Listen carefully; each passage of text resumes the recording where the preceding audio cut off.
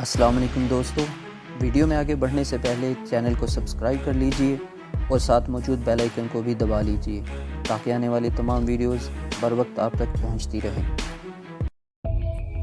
میں آج آپ سے والی جی کے بارے میں کچھ کہنے آیا ہوں۔ والی جی کا نام سن کر اماں دلشاد کے چہرے پر نفرت اور سختی کی وہی لہر دوڑ گئی جو پہلے بھی نظر آیا کرتی تھی۔ خاور پتر، میرے سامنے اس کا نام نہ لو، میں اس کے بارے میں کوئی بات نہیں کرنا چاہتی۔ اماں جی، میں اکثر سوچتا ہوں آخر ایسی کیا بات ہو گئی ہے جو والی جی اور حویلی سے آپ کا اتنا پرانا رشتہ ایک دم ختم ہو گیا ہے۔ پتر، میں نے کہا نا، مجھ سے اس بارے میں بات نہ کرو، بس جو ہو گیا وہ ہو گیا۔ اماں دلشاد کے بوڑھے بدن میں ہلکی سی لرزش نمودار ہو گئی۔ میں نے بڑی محبت سے اماں کے گھٹنے پر ہاتھ رکھتے ہوئے کہا، اماں جی، بھول کس سے نہیں ہوتی، بڑے بڑے نیک پاک لوگوں سے غلطیاں ہوتی ہیں، پر جب ان کو سچی شرمندگی ہوئی ہے اور انہوں نے توبہ کی ہے تو انہیں معافی بھی ملی ہے۔ اگر والی جی سے کوئی غلطی ہوئی ہے تو… وہ ایک دم بھڑک کر بولی، خاور، میں نے تم سے کہا ہے نا، یہ بات مت چھیڑو، اگر کوئی اور بات کرنی ہے تو کرو۔ لیکن اماں جی… میری بات سنے بغیر انہوں نے اٹھنے کی کوشش کی۔ میں نے کندھوں پر ہاتھ رکھ کر انہیں پھر بٹھا دیا۔ اماں جی، آج آپ کو میری بات سننا پڑے گی۔ ہم میں سے کوئی فرشتہ نہیں ہے، ہم بندے بشر ہیں، ہم غلطی کرتے ہیں، میں بھی غلطی کرتا ہوں، کبھی نہ کبھی آپ سے بھی غلطی ہوئی ہوگی۔ کیا تم یہاں والی کی صفائیاں پیش کرنے کے لیے آئے ہو؟ میں نے کسی کی صفائی نہیں سننی، وہ تڑخ کر بولی۔ اس سے پہلے کہ وہ پھر اٹھ جاتی، میں نے کہا، اگر آپ نے کسی کی صفائی نہیں سننی تو پھر اپنی صفائی بیان کر دیں۔ میرے بدلے ہوئے لہجے نے انہیں چونکایا۔ کیا مطلب؟ وہ ہونٹ بھینچ کر بولی۔ آپ سے بھی تو ایک بڑی غلطی ہو چکی ہے، میں نے اطمینان سے کہا۔ تم کہنا کیا چاہ رہے ہو؟ وہ بدستور غصے سے کانپ رہی تھیں۔ اماں دلشاد، میں یہ سب کچھ کہنا نہیں چاہتا تھا لیکن مجھے کہنا پڑ رہا ہے۔ آپ سے بھی تو ایک بڑی غلطی ہوئی ہے۔ آپ نے ناجائز طور پر اپنی بیٹی کا حمل ضائع کرانا چاہا اور اس کی کوشش میں اس بیچاری کی جان چلی گئی۔ میرے آخری الفاظ نے اماں دلشاد پر جیسے آسمانی بجلی گرا دی۔ وہ پھٹی پھٹی آنکھوں سے میری طرف دیکھتی چلی گئیں۔ ان کا جسم جو پہلے ہی لرز رہا تھا مزید لرزنے لگا۔ وہ سکتے کی سی کیفیت میں تھیں۔ میں نے کہا، ہاں ماں، میں سب کچھ جان چکا ہوں۔ وہ کہتے ہیں نا کہ ڈھونڈنے والے کو خدا بھی مل جاتا ہے۔ میں نے بھی کوشش کی ہے اور مالن پور تک پہنچا ہوں۔ مالن پور کے نام نے اماں دلشاد کی حالت مزید پتلی کر دی۔ اس کے سیاہی مائل ہونٹ کپ کپا کر رہ گئے۔ تم کیا کہہ رہے ہو؟ وہ ہکلائیں۔ اماں، میں اپنے طور پر سب کچھ معلوم کر چکا ہوں۔ حویلی میں آسیہ کے ساتھ جو کچھ ہوا، پھر آپ نے اپنی جلد بازی میں اس کے ساتھ جو کچھ کیا، آپ کی سہیلی بہشتو اور اس کی دایا بہن اور دوسرے معاملے، سب کچھ میرے علم میں آ چکا ہے۔ اماں کی حالت غیر ہو رہی تھی۔ میں نے اس کے پینے کے لیے پانی منگوایا۔ سمینہ کٹورے میں پانی لے کر تیزی سے اندر آئی۔ اماں نے کانپتے ہاتھوں سے 2 گھونٹ لیے۔ مجھے ڈر محسوس ہوا کہ دونوں لڑکیاں واویلا کرنے لگیں گی اور اماں کی حالت مزید خراب ہو جائے گی۔ میں نے دونوں بہنوں کو ہاتھ کے اشارے سے باہر بھیج دیا اور اماں کو سہارا دے کر چارپائی پر لٹا دیا۔ ان کا رنگ لیمو کی طرح زرد ہو رہا تھا۔ ایک پھٹا پرانا لحاف میں نے کمر تک ان کے اوپر کھینچ دیا۔ وہ سکتہ زدہ سی پڑی رہی۔ پھر بتدریج ان کے چہرے کا رنگ واپس آنے لگا، مگر آنکھوں میں شدید دکھ کی جو کیفیت تھی وہ برقرار تھی۔ لالٹین کی مدھم روشنی میں نے دیکھا، ان کی دھندلی آنکھوں کے باہری گوشوں سے آنسوؤں کا پانی بہہ کر رخساروں کی جھریوں میں گم ہونے لگا ہے۔ وہ بڑی خاموشی سے روتی رہیں۔ میں نے ان کا ہاتھ تھام لیا۔ کافی دیر بعد جب ان کے دل کا غبار قدرے کم ہوا تو انہوں نے کسی بچے کی طرح سسکیاں لیتے ہوئے اپنی دونوں ہتھیلیاں میرے سامنے کر دیں اور بولی، دیکھ پتر، میں نے 20 سال دن رات حویلی کی چاکری کی ہے۔ میرے ہاتھوں پر محنت مشقت کی چنڈیاں پڑ گئی ہیں۔ دیکھ ان چنڈیوں کے بدلے والی جی نے مجھے کیا دیا ہے۔ میری چانورگی تھی کو تڑفا تڑفا کر مار دیا۔ میری گڈی، میری آسیہ، میری سونی پورے 4 دن مچھی کی طرح تڑفتی رہی، پھر تڑفتے تڑفتے مر گئی۔ مجھے دس پتر، وہ کوئی عمر تھی مرنے کی؟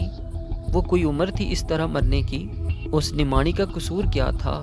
اس کا قصور بس یہی تھا کہ وہ اکھیاں بند کر کے والی جی پر اعتبار کرتی رہی۔ اس کی اتنی عزت کرتی تھی جتنی کوئی سوچ سکتا ہے، بس یہی قصور تھا اس کا۔ بس وہ نوحہ کرنے والے انداز میں روتی رہی۔ میں انہیں دلاسا دیتا رہا، ان کے کندھے دباتا رہا۔ ان کی ہچکیاں کبھی آہستہ کبھی بلند ہوتی رہیں۔ لگتا تھا کہ ان کے دل و دماغ میں جو غم کا لاوا پک رہا تھا وہ بہہ نکلا۔ انہوں نے پاس ہی پڑے جستی ٹرک میں سے 2 تصویریں نکالیں۔ وہ آسیہ ہی کی تصویریں تھیں۔ ایک تصویر اس کے بچپن کی تھی، وہ مشکل سے 7-8 سال کی ہوگی۔ وہ واقعی خوبصورت تھی اور گڈی ہی لگتی تھی۔ یہ تصویر بلیک اینڈ وائٹ تھی۔ دوسری تصویر رنگین تھی جو کوئی سال بعد کی تھی۔ اس میں آسیہ کے چہرے پر ذمہ داری اور متانت کی جھلک نظر آتی تھی۔ اس کی آنکھیں بڑی پیاری تھیں۔ وہ اپنی چھوٹی بہن شاداں کو بڑی محبت سے اپنے ساتھ لگائے کھڑی تھی۔ اماں دلشاد بڑے حسرت ناک انداز میں ان تصویروں پر ہاتھ پھیرتی رہیں۔ سمینہ اور اس کی بہن راشدہ نے 2-3 بار دروازے کی درز سے اندر جھانکا۔ میں نے ہر بار انہیں ہاتھ کے اشارے سے باہر رہنے کے لیے کہا۔ اس رات اماں دلشاد کے ساتھ میری بڑی طویل گفتگو ہوئی۔ ان کی حالت ذرا سنبھلی تو وہ اٹھ کر بیٹھ گئیں۔ کھڑکیوں سے باہر سرد رات سنسا رہی تھی۔ آوارہ کتوں کی ٹولیاں کچی گلیوں میں دندناتی پھرتی تھیں۔ میرے سامنے پیالی میں چائے پڑے پڑے ٹھنڈی ہو چکی تھی۔ میں نے اماں کو یہ بتا کر حیران کیا کہ میں اب تک جو کچھ ان کے لیے کرتا رہا ہوں وہ صرف اور صرف والی جی کی ہدایت پر تھا۔ میں نے انہیں بتایا کہ یہ والی جی ہی تھے جن کے حکم پر میں نے پاشے کی پرچول یعنی چھان بین کی اور ان تصویروں کا کھوج لگایا جنہوں نے شاداں اور سمینہ کی زندگی میں زہر گھول رکھا تھا۔ میں نے اپنی ساری کوششوں کو والی جی کے کھاتے میں ڈالا اور اس طرح ان کے لیے اماں دلشاد کے دل میں ایک چھوٹا سا نرم گوشہ پیدا کرنے میں کامیاب رہا۔ میں نے کہا، اماں جی ٹھیک ہے کہ آپ کے لیے جو کچھ بھی کوششیں ہوئی ہیں ان میں میری بھاگ دوڑ شامل تھی، لیکن ان کوششوں کے پیچھے اصل ہاتھ والی جی ہی کا تھا۔ وہ جانتے تھے کہ ان سے ایک بہت بڑا جرم ہوا ہے، اس لیے ان کے اندر جو شرمندگی پیدا ہوئی ہے وہ بھی چھوٹی نہیں ہے۔ کئی بار تو مجھے ایسا لگا کہ وہ اپنے ہاتھوں اپنی جان لے لیں گے۔ وہ بہت روتے ہیں اماں جی، بہت تڑپتے ہیں۔ اگر وہ اسی حالت میں دنیا سے چلے گئے تو شاید ان کی روح بھی پچھتاوے کی آگ میں جلتی رہے گی۔ وہ بہت بیمار ہیں اور کمزور بھی ہو چکے ہیں۔ ان کے ساتھ کسی وقت کچھ بھی ہو سکتا ہے۔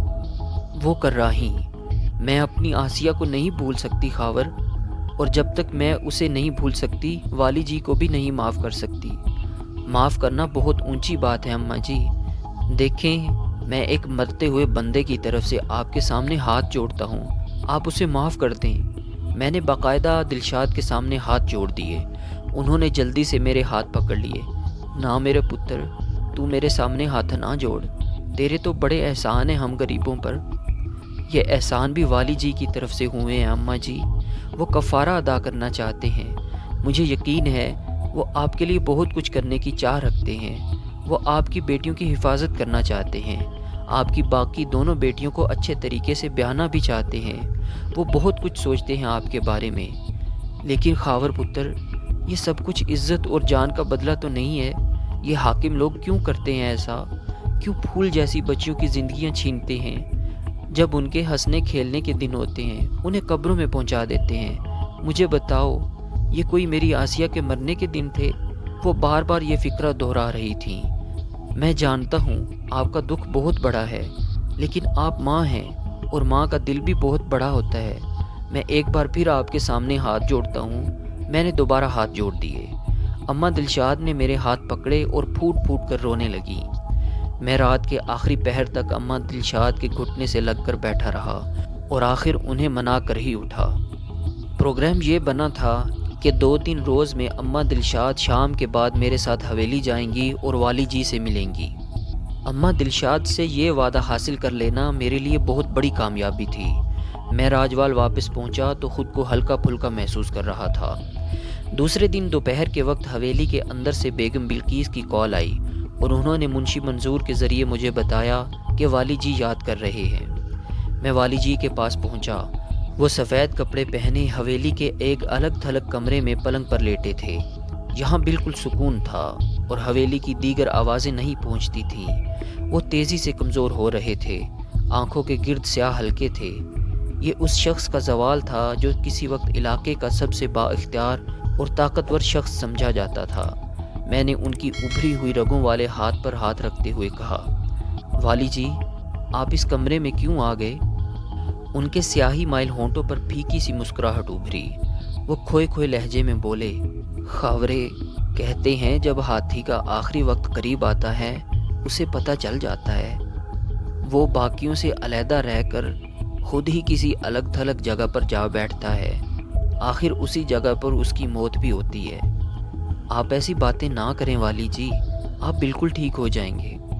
وہ سنی انسنی کرتے ہوئے بولے، اور شاید یہ بات صرف ہاتھی کے لیے نہیں ہے، بہت سے جانوروں کے ساتھ ایسا ہوتا ہے۔ تمہیں ہیرا تو یاد ہے نا؟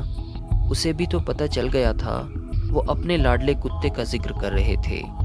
انہیں کھانسی ہونے لگی۔ تاجو جلدی سے آگے بڑھی۔ ہم دونوں نے انہیں سہارا دے کر گاؤ تکیے کے سہارے بٹھایا۔ انہوں نے ملٹھی کا ایک ٹکڑا منہ میں رکھ لیا۔ کھانسی ذرا ٹھیک ہوئی تو بولے، یار اتنا عرصہ گزر گیا، تیرے سنیاسی سے کبھی ملاقات نہ ہوئی۔ میں خود بھی بڑا شرمندہ ہوں جی۔ چلیں اس بار گاؤں گیا تو پوری کوشش کروں گا اسے یہاں لانے کی۔ وہ ہولے سے بولے، چلو چھوڑو اب، کہاں خجل خراب ہوتے پھرو گے اس آوارہ گرد کے پیچھے، یہاں تمہاری ضرورت زیادہ ہے۔ تاجو باہر جا چکی تھی۔ میں نے ان کی طرف جھکتے ہوئے کہا، والی جی، میں آپ کے لیے ایک بڑی اچھی خبر لایا ہوں۔ اچھی خبر اور میرے لیے؟ انہوں نے حیرت سے کہا۔ ہاں والی جی، میں اماں دلشاد سے ملا ہوں۔ ہمارے درمیان بڑی دیر تک بہت ساری باتیں ہوئی ہیں۔ یہ بڑا مشکل کام تھا والی جی، لیکن میں کسی نہ کسی طرح آپ کے بارے میں اماں کا دل صاف کرنے میں کامیاب ہوا ہوں۔ کہ کیا کہہ رہے ہو خاور؟ وہ نقاہت کے باوجود سیدھے ہو کر بیٹھ گئے۔ تم دلشاد سے ملے ہو؟ ہاں جی والی جی، میں آپ کا دکھ نہیں دیکھ سکتا تھا۔ میں نے آپ کی اجازت کے بغیر بہت کچھ کیا ہے، اس لیے میں پیشگی معافی چاہتا ہوں۔ کیا مطلب؟ میں نے ان کے ہاتھ پر اپنا ہاتھ رکھا۔ والی جی، اماں دلشاد ایک پتھر بنی ہوئی تھی اور میں کسی طرح بھی اسے نرم کرنا چاہتا تھا۔ میں نے اپنے طور پر آپ کے اور اس کے حالات کی ٹو لگائی ہے، اور مجھے اس واقعے کے بارے میں پتہ چل گیا ہے والی جی، جو اماں دلشاد اور آپ میں دوری کی وجہ بنا۔ میں اماں کی بیٹی آسیہ کے بارے میں جان گیا ہوں۔ والی جی نے چونک کر میری طرف دیکھا اور بالکل خاموش ہو گئے۔ ان کے چہرے پر 2-3 طرح کے رنگ آ کر گزر گئے، شدید حیرت، غصہ، سوچ اور پھر دکھ۔ میں نے شادنا کا ذکر کیے بغیر باقی ساری باتیں والی جی کو بتا دیں۔ وہ بہت جذباتی کیفیت میں سنتے رہے۔ درمیان میں انہوں نے 1-2 سوال بھی کیے۔ میں روداد کے آخر میں پہنچا تو ان کی آنکھوں میں ہلکی سی نمی تھی۔ میں نے کہا، والی جی، کل رات 2 بجے تک میں اماں کے پاس تھا اور اس سے بات کر رہا تھا۔ وہ مان گئی ہے والی جی۔ ہو سکتا ہے کہ کل وہ میرے ساتھ حویلی آئے اور آپ کی بیمار پرسی کرے۔ میں نے دیکھا کہ بوڑھے والی جی کی آنکھوں سے 2 موٹے آنسو گرے اور ان کی گھنی مونچھوں میں گم ہو گئے۔ انہوں نے جذباتی انداز میں میرا کندھا تھپ تھپایا۔ کچھ کہنا بھی چاہتے تھے مگر نہ کہہ سکے۔ کچھ دیر خاموش رہ کر انہوں نے خود کو سنبھالا اور پھر میری طرف دیکھ کر بولے، خاور، ان باتوں کا بلقیس کو پتہ نہیں، بلکہ دلشاد اور اس کی بیٹیوں کے سوا کسی کو بھی پتہ نہیں۔ آپ کیوں فکر کرتے ہیں والی جی؟ میں نے محبت سے کہا اور اپنے سینے پر ہاتھ رکھا۔ آپ کی بات اس سینے سے بالکل نہیں نکل سکتی، کوئی میرے ٹوٹے بھی کر دے تو بھی نہیں نکل سکتی۔ ان کی بوڑھی آنکھوں سے پھر 2 آنسو لڑھک گئے۔ انہوں نے پھولدار گاؤ تکیے سے ٹیک لگاتے ہوئے کہا، تم نے جو کچھ کیا ٹھیک کیا، مجھے تمہاری کسی بات پر اعتراض نہیں، لیکن ایک بات مناسب نہیں۔ کون سی بات؟ دلشاد اس حویلی میں نہیں آئے گی، میں خود چل کر اس کے پاس جاؤں گا۔ غلطیاں مجھ سے ہوئی ہیں، گناہ گار میں ہوں، میرا جانا ہی بنتا ہے۔ ان کا لہجہ بے حد جذباتی تھا۔ لیکن آپ اس حالت میں، میرا مطلب ہے آپ بہت کمزوری محسوس کر رہے ہیں۔ کچھ بھی ہے خاور، میں خود جاؤں گا، اپنے پاؤں پر چل کر جاؤں گا۔ انہوں نے آنکھیں بند کر لیں۔ خاموش آنسو ان کے زرد رخساروں پر لڑکنے لگے۔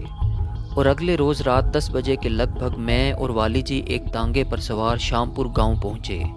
تانگا میں خود چلا رہا تھا۔ سردی اور دھند نے ماحول کو جکڑا ہوا تھا۔ والی جی ایک گرم سے تہ بند کرتے میں تھے۔ ایک ڈبی دار کھیس نے ان کے سارے جسم کو ڈھانپ رکھا تھا۔ اپنی تکلیف اور کمزوری کے سبب وہ راستے بھر ہائے ہائے کرتے رہے تھے۔ پہلے میں خود ٹانگے سے اتر کر اماں دلشاد کے پاس پہنچا اور اسے صورتحال سے آگاہ کیا۔ پھر میں باہر آ کر والی جی کو سہارا دیتے ہوئے اندر لے گیا۔ اماں دلشاد کمرے میں تھی۔ میں نے والی جی کو اندر بھیج دیا اور دروازہ بھیڑ دیا۔ سمینہ اور اس کی بہن ساتھ والے کمرے میں دیے کی روشنی میں سکڑی سمٹی بیٹھی تھیں۔ میں ان کے پاس جا بیٹھا۔ اندر سے باتیں کرنے اور اماں دلشاد کے رونے کی مدھم آوازیں آتی رہیں۔ بہرحال الفاظ سمجھ میں نہیں آ رہے تھے۔ پھر رونے کی آواز بلند ہو گئی۔ 10-15 منٹ بعد دروازہ کھلا اور اماں دلشاد نے اشکبار آواز میں پکارا، سمینہ، راشدہ، اندر آؤ۔ دوستو، آج تک کے لیے اتنا ہی۔ ملتے ہیں اگلی قسط میں، تب تک کے لیے اپنا خیال رکھیے۔ اللہ حافظ۔